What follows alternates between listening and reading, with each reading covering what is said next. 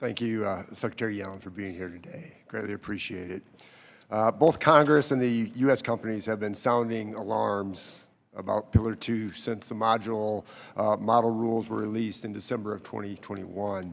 You know, the concerns, obviously, of how it was negotiated and also what was exactly agreed to. But I want to focus on probably the most common issue that I'm hearing about from our companies. Under the agreement, non-refundable tax credits can bring a company's U.S. Pillar 2 effective tax rates below 15% minimum. As you know, our tax laws are full of non-refundable business tax credits enacted by this committee over the decades, most notably the R&D credit. Other countries like the United Kingdom were able to protect this credit in their negotiations. And I'm trying to understand why the Treasury Department would agree to curb and eliminate this incentive created by Congress to encourage investment, because we saw it beneficial to this economy.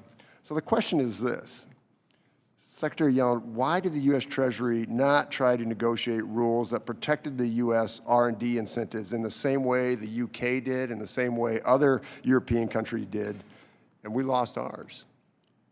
Well, I think that some of these incentives would have been lost under the BEAT, and our proposal would repeal the BEAT in favor of the undertaxed payments rule consistent with the model agreement, and in that sense is more favorable for R&D than what would otherwise have been the case.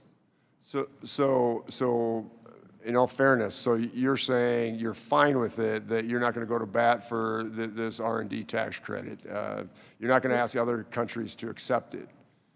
Well, we've said that we would look forward to working with Congress on an R&D credit that would be effective. You know, and I know that's a refundable tax credit. That's never going to happen because that's worth billions, trillions of dollars. That's just not going to happen. I mean, this is a big deal. I mean, this is a really big deal to every company when they can't take this R&D credit part of to lower that 15% minimum. And yet the UK did, and other countries did. I mean, we're at a tremendous advantage. Now, I hear what you're saying. I hear what you're saying, and it's sort of capitulation.